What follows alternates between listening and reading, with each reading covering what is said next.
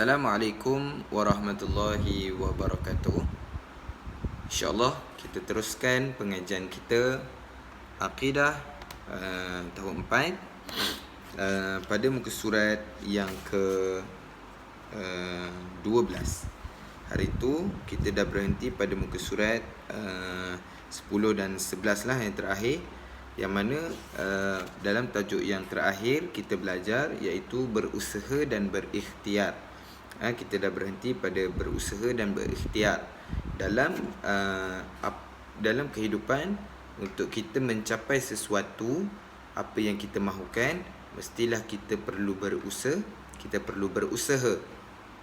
Okey, baik. Jadi seterusnya, tidaklah kita meletakkan hanya semata berserah. Kita nakkan sesuatu, kita berserah, minta-mintalah aku dapat ni. Tidak.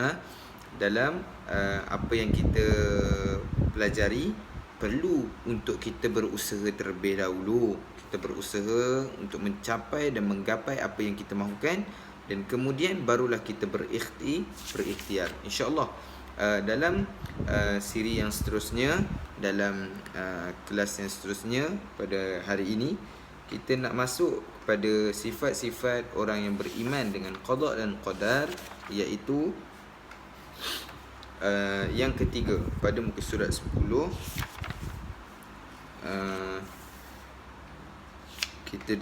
Kita berhenti pada muka surat 10 hari itu. Sekarang kita masuk kepada muka surat 12. Sebelum tu kita lihat sekejap pada muka surat yang ke-11. Apakah hak kita sebagai seorang manusia? Kita hanya berhak untuk berusaha bersungguh-sungguh, namun kita tidak tahu apakah yang akan berlaku, apakah yang kita akan dapat pada masa hadapan.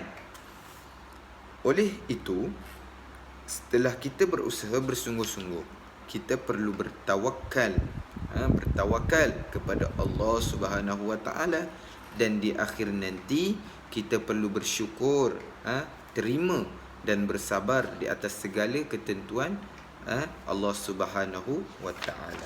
Baik, apakah itu maksud tawakal? Yang mana tawakal ini ialah berserah diri kepada Allah setelah berusaha. Setelah kita dah berusaha, baru kita bertawakal dan berikhtiar bersungguh-sungguh kepada Allah. Hanya Allah sahajalah yang menentukan kejayaan dan juga kegagalan seseorang manusia. Baik, kita tidak lihat pada muka surat 12. Kita tidak boleh hanya berserah kepada Allah untuk menentukan nasib atau masa hadapan kita tanpa sebarang usaha dan tanpa sebarang tindakan yang kita ambil. Kejayaan itu tidak terbatas kepada orang-orang Islam sahaja. Ianya tidak terbatas kepada orang Islam, bahkan termasuk juga orang-orang yang bukan Islam. Orang yang bukan Islam, iaitu non-Muslim lah. Tidak hairanlah kita lihat di dunia ini ramai orang-orang bukan Islam berjaya. Ramai orang Islam, bukan orang Islam, non-Muslim, ianya berjaya dalam pelbagai bidang ataupun lapangan lah. Mereka berusaha mengikut sunnatullah Subhanahu Wa Taala, maka mereka mendapat kejayaan itu. Kejayaan atau kegagalan ditentukan oleh Allah Subhanahu Wa Taala. Kita tidak mengetahui apa yang akan berlaku pada masa hadapan, apa yang Allah nak berikan kepada kita. Oleh itu, kita perlulah bertawakal setelah kita berusaha, dan bersyukur serta bersabar selepas apa tindakan yang kita telah lakukan, ataupun kita bersabar di atas ketentuan Allah Subhanahu Wa Taala. Doa bertawakal kepada Allah. Rabbana alaika tawakkalna wa ilaika anabna wa ilaikal masir. Wahai Tuhan kami, kepada Engkau sahaja kami berserah diri, dan kepada Engkaulah kami bertaubat, serta kepada Engkau jua tempat kembali. Surah Al-Mumtahanah ayat keempat. Baik, di dalam firman Allah Subhanahu Wa Taala di dalam surah Al-Baqarah ayat 216, A'udzubillahi minasyaitonirrajim. Wa asa an takrahu syai'an wa huwa khairul lakum wa asa an tuhibbu syai'an wa huwa syarrul lakum wallahu ya'lamu wa antum la ta'lamun. Apa maksudnya? Dan boleh jadi kamu tidak suka sesuatu padahal itu baik bagi diri kamu. Dan boleh jadi kamu suka sesuatu padahal itu buruk bagi kamu. Dan ingatlah, Allah jualah yang mengetahui semuanya itu, sedangkan kamu tidak mengetahuinya. Di dalam ayat surah Al-Baqarah ini yang membawa maksud kita sebagai manusia, kita nak apa yang kita mahu. Tapi sebenarnya Allah Subhanahu Wa Taala bagi apa yang sebenarnya baik untuk kita. Kita nak macam-macam, tapi belum tentu itu baik ataupun belum tentu itu buruk. Maksudnya mungkin apa yang awak minta itu adalah perkara yang baik, ataupun apa yang awak minta itu adalah perkara yang buruk. Maka Allah Subhanahu Wa Taala dalam surah Al-Baqarah ini ayat ke-216, Allah bagi tahu sebenarnya Allah mengetahui semua akan apa yang kita mahukan, tetapi Allah tak bagi apa yang kita nak, tapi Allah bagi yang baik untuk diri kita.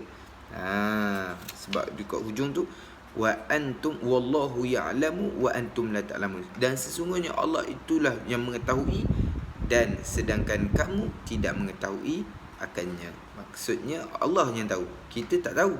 Itu sebab kita minta macam-macam. Padahal kita ni minta, kita tak tahu sama ada perkara tu baik ataupun tak baik. Kita minta nak banyak duit, belum tentu kita banyak duit kita jadi baik. Tapi Allah bagi cukup untuk diri kita. Allah bagi cukup untuk diri kita. Sedangkan Allah itu Maha mengetahui, dan kamu tidak mengetahuinya.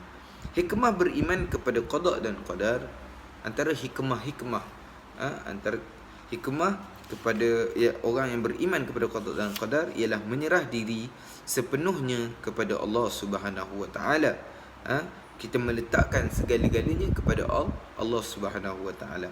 Tidak berputus asa apabila gagal. Bila kita dah berusaha tak dapat, kita tidak berputus asa. Setelah kita gagal, maka kita kena tingkatkan usaha kita. Kita nak berjaya, kita dapat peperiksaan dalam mata pelajaran akidah B sahaja. Kita dapat B sahaja contoh. Tetapi kalau dia beriman kepada qada dan qadar, dia tidak berputus asa. Dalam hati dia, aku nak berusaha lebih lagi. Apa yang aku dah lakukan, aku nak usaha yang lebih. Malah dia tidak berputus asa. Dan yang ketiga, bersungguh-sungguh dalam mencapai sesuatu. Bukannya hanya hangat-hangat tahi ayam. Dia nak macam-macam, tapi tindakannya hanya satu. Dia nak berjaya, tapi dia hanya belajar sahaja. Mungkin benda-benda lain dia tak nak buat. Tak boleh juga. Dia mestilah kena seimbang dalam sesuatu perkara. Contohnya, kalau kita lihat di sini, kalau kita bersungguh-sungguh nak mencapai sesuatu, kita perlu letak target kita untuk kita capai benda tersebut. Okey, seperti contoh, kita nak makan mi goreng. Ini contoh saja. Kita nak mi goreng, tapi usaha kita pergi kedai, kita beli barang tak cukup. Okey, kita ada barang yang tak cukup dan sebagainya, kan? Okey, baik. Jadi apabila kita dah balik rumah, kita nak masak, ada masalah, ataupun ada kekurangan.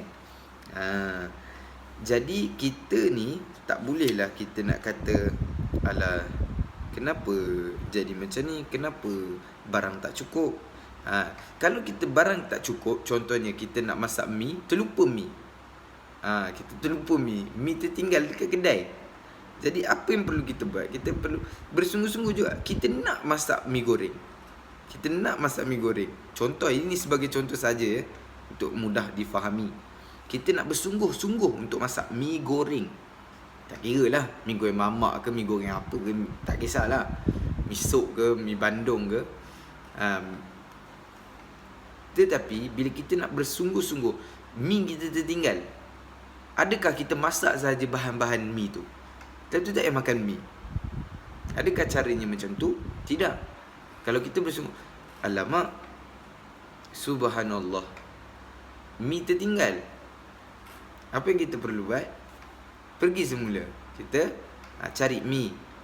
Cari mi yang kita dah beli tadi tertinggal ke, ataupun kita nak beli mi yang baru pun tak ada masalah lah. Cuma ni nak bagi tahu kat sini ialah bila kita nak melakukan sesuatu, pastikan kita bersungguh-sungguh untuk mencapai sesuatu itu. Sesuatu perkara tersebut, jangan kata kita nak beli mi, beli bahan mi tertinggal, lepas tu kita biar je, tak apalah, goreng je lah yang ni, tahu sawi ni goreng. Jadi ianya tidak bersungguh-sungguh, hanya dalam mulut je kita kata, aku nak masak ni lah, aku nak masak ni. Tapi sedangkan hati kita malas, kita tak bersungguh-sungguh. Jadi bila seseorang itu bersungguh-sungguh, dia rasa nak patah balik, dia nak cari dia punya mi tadi, sehinggalah dia balik, dia masak mi goreng yang paling sedap. Okey, baik. Itu sebagai contoh ya, sebagai contoh saja. Baik, sifat-sifat orang yang tidak beriman. Maka setelah adanya orang yang beriman dengan qada dan qadar, maka ada juga orang yang tidak beriman kepada qada dan qadar. Mari kita lihat, apabila seseorang itu dia tidak beriman kepada qada dan qadar Allah Subhanahu wa taala, maka mereka akan memiliki sifat-sifat seperti berikut. Pada muka surat 14. Menjadi seorang yang sombong, dia merasakan kejayaannya adalah hasil titik peluh dia sendiri saja. Dia langsung tidak bergantung kepada Allah Subhanahu wa taala, sedangkan dia tahu yang berikan kejayaan itu siapa dia? Allah Subhanahu wa taala. Maka dia berasa amat sombong pada dirinya sendiri. Oh, aku dah berjaya. Sedangkan dia terlupa untuk mengatakan Alhamdulillah, haza min fadli Rabbi, ini semuanya daripada Allah. Dia terlupa. Nampak? Yang keduanya ialah menjadi seorang yang tidak bersyukur dan tidak redha atas segala ketentuan Allah. Bila Allah dah bagi, dia mulalah aduh. Ada yang kata macam tu. Ada juga yang kata, kalaulah aku, nampak dia dah mula dalam hati dia dah mula tidak beriman dengan ketentuan Allah. Dia rasa macam kalaulah aku, nampak, dia terlupa akan ketentuan Allah. Jadi kurangkan kita ni manusia, kurangkan bercakap tentang kalau. Kalau boleh elakkanlah, kurangkan. Sebab kita ni selalu sangat kalaulah aku, nampak. Okey, baik. Dia tidak meredai atas ketentuan Allah. Seterusnya yang ketiga, menjadi seorang yang pemalas dan sentiasa mengharap bantuan daripada orang lain. Dan yang keempatnya ialah terakhir, menjadi seorang yang berserah kepada nasib semata-mata. Hanya merenung je, apalah nasib aku, sampai ke sudah tak habis, tak selesai menungnya. Betul ke tidak? Tak habis-habis menung saja. Apalah nasib aku lepas ni, apalah nasib yang akan tiba untuk diri aku. Tak, sudah. Hanya merenung, meratap dan begitulah. Fikir, apalah nasib. Tindakannya tidak ada. Hanya semata-mata kepada nasib. Nasib lah kalau aku boleh buat macam ni, nasib lah kalau aku berjaya ke, aku tak berjaya ke. Nasib tak habis-habis. Jadi itulah sifat-sifat orang yang tidak beriman kepada qada dan qadar. Baik, sebagai tugasannya ialah selesaikan buku aktiviti antum. Yang terakhir kita berhenti pada muka surat 8. Kita berhenti pada muka surat 8. Dan sekarang tugasan pada hari ini ialah kita membuat pada muka surat buku aktiviti akidah, muka surat 9, 11 dan 12. Sekali lagi, 9, 11, 12. Baik, jadi setakat itu sahaja. Tugasan antum hantar pada hari minggu hadapan, di sekolah sahaja. Banyakkan kumpulkan. InsyaAllah kita berhenti dahulu setakat ini. Assalamualaikum warahmatullahi wabarakatuh.